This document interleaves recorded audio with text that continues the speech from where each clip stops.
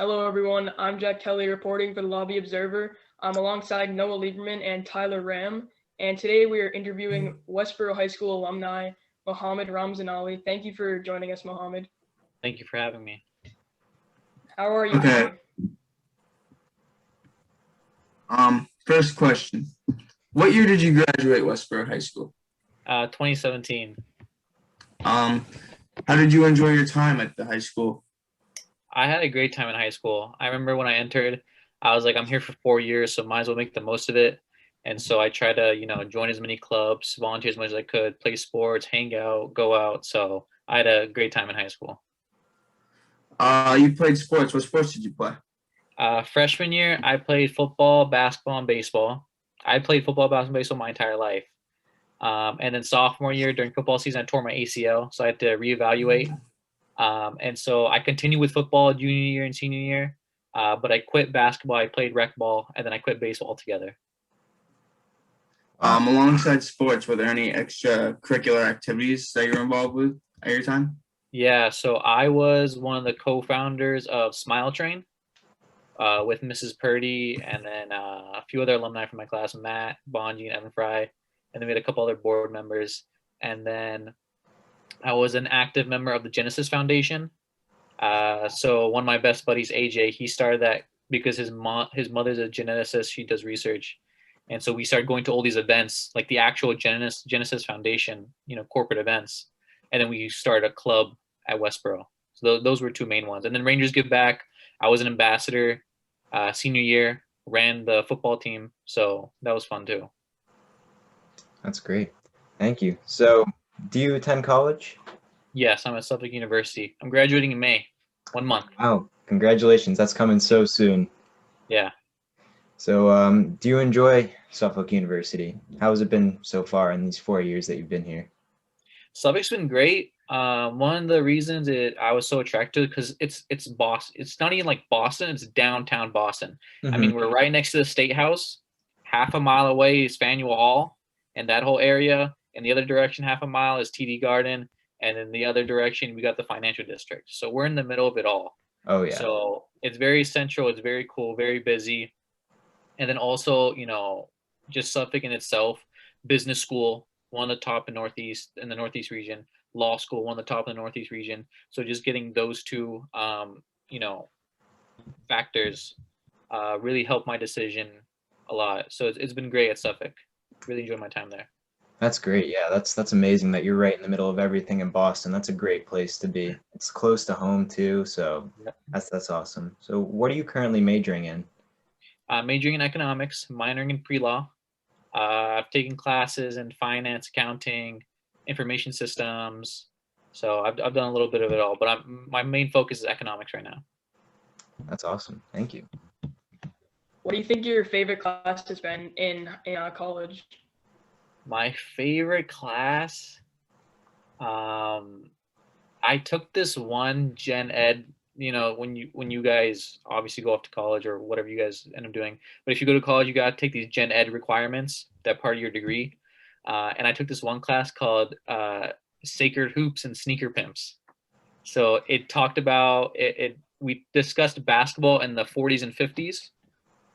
And Jim Crow era laws against barring black athletes from participating in Division I sports, and then we talked about street ball in the early 90s and early 2000s in like Coney Island and Compton and things like that, and we saw how those two were separate time frames and did two different things, but they were equal in how they progressed and developed the game of basketball in of itself.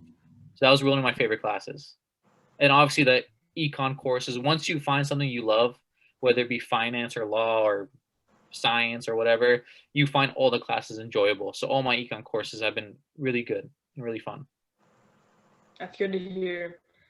I guess taking a little bit of like a darker turn, how has COVID-19 directly affected your college experience? It was tough. So the transition was tough, right? Because like you go from face-to-face, classes, interacting with your colleagues and going to work. So I interned throughout the year. So going to, I intern at State Street, right? So I go to State Street, go down there, have my own team over there. And so there's none of the screen stuff, right? And then you have to transition to only screen time, right? And it turns out that you become more tired, right? You're in front of the screen all day, and so the transition early on was tough, but then you get used to it and you figure out how to be more collaborative online, right? Use all of your devices to your advantage, and that's what we kind of did, me, my classmates, and then my team at my internship as well. Yeah, we can all definitely relate to like the Yeah. life behind a screen and like having to adapt to it. Sorry, Tyler, you can go. Oh, it's okay. How is taking journalism in high school translated into real world skills? Yeah. So I'm one of the greatest things that I talk about. I work with the Westboro Rec Department, and I work with other groups to mentor high schoolers, and I tell them, take a writing class. Besides your English class, right? Besides your literature, your Shakespeare and all that stuff, take a writing class. If you have journalism, take it. It has helped me so much on the writing aspect, because journalism is about clear, concise writing, right? You write, you get to the point, you have 1-page article, you get to the point, and you write very fluently and very nicely, which helps you when it comes to college writing, right? Because you have a 5-page essay, your professor wants 5 pages. Doesn't want 4, doesn't want 5.5, doesn't want 6, he wants 5. So how do you get from your beginning with all your evidence, your analysis, right? Whatever paper you're writing, right? And your conclusion within 5 pages. That's how journalism helped me a lot. The other way it helped me is deciphering the news, right? Even now, like, let's just talk about this last year and a half, election year, right? And so far this year, so much misinformation. So much has gone down between COVID and the election, and obviously, we see these mass shootings every day and these terrible, terrible things. So much is going on social media, and then also the actual media, right? How do you decipher that news? What do you look for? What looks sketchy? What doesn't? So that's the other way journalism helped me a lot. So now when I'm doing my research for, like, I'm writing a thesis, right? To graduate for my economics degree, I have to write a thesis, right? So to do research for my thesis, or just research for my econ classes, or in general for my internship or whatever, these skills that I've learned in high school, right, 4 or 5 years ago, I've honed over the last 4 years and refined them into being able to decipher through all this, so to say, crap, right, and to find what I actually need. So journalism helped a lot, and you guys are so lucky to be taking it. I can't tell you, when I was a senior in high school, how many people were jealous of me.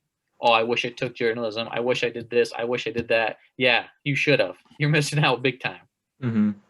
Yeah, definitely. Journalism just ties into all the different aspects of life, and especially hearing it from you, it's so apparent that it really, ties everything together. And it's so important to really learn about the importance of good press and good media, and figuring out how to also, tie that into your writing life and different things that you have to do for college and school. So thank you. That's really important. Yeah, I agree. I have for you is, where do you think you're going to be in 5 years? Where do you see yourself? Well, if my last 4 years are any indication of my next 4 years, my next 5 years, I don't know. I went to college. So the reason I went to Suffolk is because my older sister went there, but also Officer Dapplite went there as well. I think he did his master's there. And I always wanted to go into law enforcement. And when I saw him, I saw how Suffolk's law program was such a big player, and their undergrad, in criminology and sociology. I was like, there we go. That's where I'm going. Right, sophomore year, I study abroad. I come home. I'm like, what if I don't want to go to law school, right? Because I was in Suffolk's 3+3 program, right? So your 4th year of undergrad is your 1st year of law school, right? Mm-hmm. It's an automatic entrance. I was like, what if I don't want to go to your law school anymore? What if, right? This big what if. And I was like, no, can't do it. Dropped the major, took some classes, took an econ class, and it was microeconomics, right? 101. I was like, oh, this is sick. And I talked to the professor. He's like, if you like this, take 102, take macroeconomics. Took macro that summer, fell in love with it. I was like, this is it. This is what I want to do. And so I switched. And I thought, you know what?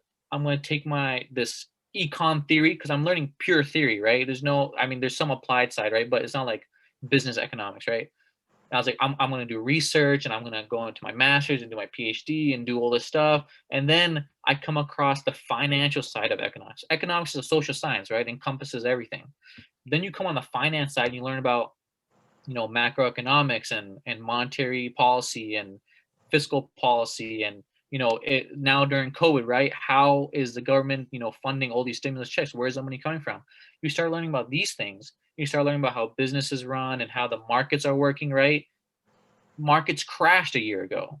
Worst day ever, right? For everybody. Everybody lost a ton of money. Now look, markets are reaching all-time highs. The S&P 500 hit an all-time high yesterday. Why? How? Right? So then I made this transition to the finance side of things. Plus my internship, plus interviewing for jobs, plus my own interest. I'm now at this spot, right? Where do I want to work? Do I want to continue my internship? Do I want to go back to school? What do I want to do? However, in 5 years, I know for a fact I want to have my master's degree. So right now I've applied to one program. I'm applying to a secondary program. So all I can tell you for now, in 5 years, I see myself having a master's degree and working, but that's it. Like Yeah. it's just been crazy the last 4 years. That the next 4 years are going to be even crazier. I know that for a fact. Yeah, well, that's great that you can still kind of pursue, all these different things even during COVID, and the fact that you're going for your master's is that's amazing. So thank you for that. That's really impressive. Earlier you talked about going around Boston on State Street and like Faneuil Hall. What are some other hobbies you enjoy doing? Yeah, so obviously talked about earlier, I've always played sports, love sports, watch sports. Just because I play those three sports, I watch hockey, I watch golf, like I watch everything, right? So I try to continue that. So the Westboro Rec Department holds a men's league, right? Tuesday nights, or used to be at least Tuesday or Thursday nights, whatever it was. So I actually played in that with the old men. So I continue doing that. I used to work at Teamworks, so I'm very involved. So I played in adult leagues over there. And then I started boxing, sparring at a gym. So I try to keep my athletics up, right? Trying to be active as much as possible. Besides that, my other hobbies, I'm very outdoorsy, right? Like I don't like playing video games. I don't have a Netflix account. I don't watch TV. I don't do these things, right? The only screen time I have is when I'm on my laptop doing my work or in class or doing my work. And so fishing, hiking, biking. I live right next to the conservation area, so I'm always there hanging out, going on the trails. So it's just things like that, playing basketball outside. So I try to be as much outside as much as possible. In Boston, however, obviously you're in Boston all day, you have friends, you go out to eat. We're Suffolk's right next to Boston Commons. You walk through Boston Commons, you go to Back Bay area, you go to the South Shore area, and you're spending a lot of time within the city doing things like that. Nothing crazy, but yeah, very outdoorsy. Yeah, it sounds fun. Yeah. Another thing you talked about earlier was your ACL injury. Mm-hmm. What are some other setbacks you endured? So ACL was one of them. ACL was the biggest one, physically at least. Then you have, you have a few concussions here and there, right? And then senior year, I had a hernia, but it was like not like a direct hernia. It was kind of like just there, but I had to get surgery for that. So that was a challenge as well. I guess other challenges was trying to like figure myself out in college. That's a big deal for a lot of people. For me, like coming out of high school, I didn't know anything, right? The reason I wanted to major in law is because I sat in a law seminar during orientation, freshman orientation, and the professor was like, law is cool, do law. And then I had obviously Dapolite's influence and I wanted to go in law enforcement, but then I switched into doing law as a practice and all this stuff, didn't know what I wanted to do. And so I said, okay, saw the first option. I was like, all right, bet, we're doing that one. Didn't work out, right? Then I took all these classes, met all these professors, started networking. And so really trying to figure out, who I am, right? What do I like? What do I want to do for the rest of my life? And some things I found out is like, I like numbers, right? Because it's ironic because in high school I hated numbers. Like I hated math. I hated math, and I hated all the math teachers, not because they were mean, it's because they taught math. You know what I mean? Like I just hated everything about math, right? Now I love, you should see my thesis that I'm writing. I'm running a regression on baseball statistics. Whoever plays baseball here, if you know baseball, how many statistics are there? Statistics of statistics. You know what I mean? Like there's for everything, right? And I'm running a regression on all these. I love numbers now. So I found that about myself. I found out that I hate being complacent. I hate sitting around watching, going through the motions. No, why? I value my time. Why should I just go through the motions, right? And so that was a big hurdle for me because that took a chunk of time. You know, you come back, I came back from study abroad, had this out of body experience, really stepped out of my comfort zone, went by myself into a country that I'm not so familiar with, right? And had a ball. Came back and I was like, you know what? Why settle, right? So taking all this into account, taking the next year and a half into account after my study abroad experience, and really finding myself and still not sure of all the pieces was a big challenge. But it's been a wonderful experience. You know, life is built of experiences, good and bad ones. This was definitely a good one, and you know, I'm excited for the next however many years till I actually found what I like. You know. That's really amazing. That's really good that you've been able to kind of find yourself even through all these challenges and really like put together things that some things you might not have liked, but then you really figured out that you did like it just in a different sense from a different perspective. That's really awesome. Thank you. And then there's one last question that we have. What is some advice that you would give to a student in high school about college or just the real world in general? So for high schoolers, definitely have fun, make the most of it, like be good and have good grades, right? Because like you could, like I know kids who have gone to community college, right? Worked hard, found what they like, and then go to a university, right? For example, which is fine. That's admirable, and you know, you do you, right? But if you decide to go from high school straight into college, your grades do determine where you go. At the end of the day, it sucks, but it's true. And if you don't have the best grades, you're kind of limited, right? You have a limited pool. So that's why I always encourage kids, even my younger brother, right? Like he's in high school right now. Work hard, get good grades. Don't be like me, right? I went through the motions because I was playing sports. I was having fun. I was doing these things. I kind of went through the motions, thought, oh yeah, I'll get to that. I'll get to that. I'll get to that. Never got to it, got bad grades, had to work really hard junior and senior year to make up for it. Right. And by that time, your back's kind of against the wall. Also, like, same thing in college, right? Like because in college, your 4 years determine your next 4 years right after college, whether you get a job, right? Because a lot of jobs have GPA requirements. If you go on LinkedIn, when you get a LinkedIn, or if you have a LinkedIn and you look up jobs, 3.5 minimum, 3.7 minimum, 3.0 minimum. A lot of kids don't have that. Right? A lot of kids don't have 3.7. That's a really good GPA, right? So work hard constantly. All right. If you have to sacrifice a night out, a hangout, a date, whatever, do it. It's worth it. Trust me, it's worth it. Also, another big thing, network, right? Whatever job you have, wherever you work, whatever your circle is, who your friends' parents are, your parents, friends, your professors, your teachers, whoever, network as much as possible. I worked at Teamworks from my junior year of high school to my junior year of college, right? I networked my butt off. I talked to every single parent I could talk to. Connection, introduce myself. Hi, my name's Mohammad. I'm a senior at Suffolk, junior at Suffolk, sophomore at Suffolk, major in economics. Who are you, right? I worked for the rec department. I coached basketball, flag football, whatever. I refed. I, ran different clinics and camps and stuff. Always met parents, always shook hands with parents, right? Hi, how are you? This is me. Not because, they're going to offer me a job or they're going to think about me. But when the going gets tough and you need to build these connections and you need, LinkedIn connections and a network and stuff, you can be like, hey, remember me? And that's what I've done.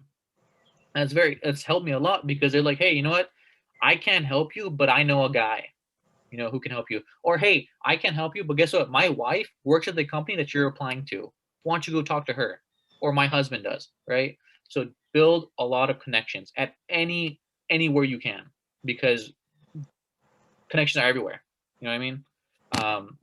So definitely those two are the biggest things. Other than that, as much as things as things seem so serious, they're really not. You know what?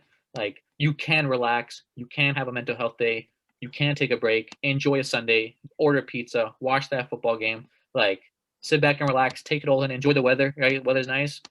Tell your homework to, see you later, go spend an hour outside, come back in. So really, don't get too ahead of yourself. Don't, rush into things. And just take it one day at a time, honestly. Yeah, thank you. That's really great advice, especially the networking part, because honestly, the interpersonal skills and just the connections with other people is really what's going to get you the furthest in life. Like, if you can connect with other people and really just branch out and meet everybody, like, that'll just get you so far. And yeah, absolutely. Because it's not like, okay, like I make a connection with you three, right? We're boys now, whatever. I'm not offering you a job, you're not going to offer me a job. But just this talk, right? This conversation that we're having, we're developing our skills, even a little bit, right? We're still developing our skills. So then when you go to interviews, right, they can ask you all the technical questions in the world. They can talk about, fixed income, bonds and capital markets and secure, like anything about finance or whatever you guys end up doing, right? I'm just talking about myself, right? But they want to see you're not a weirdo. Can you hold a conversation? Are you a normal person? Can you make eye contact, right? Can you talk fluently? Are you tripping over your words? That's important. That's a big part. You could feel the technical side. I have. Guess what? I'm getting second round interviews. I'm getting third round interviews, right? Because they say, you know what? You're a personal guy. You can handle a client-facing role. You can make cold calls, right? So that's the biggest part, right? Is being able to talk to somebody. So yeah, that's my rant. That's a good rant. Yeah. No, that was great. Well, thank you very much, Mohammed, for sharing your experiences and advice. Sure thing. We really appreciate you coming on. Thank you for having me. It was fun. Yeah, Do it again Of sometime. course. All right. We're rooting for you to So get your this has master's. been Appreciate it. yeah. This has been Noah, Tyler, and Jack signing off for the Lobby Observer.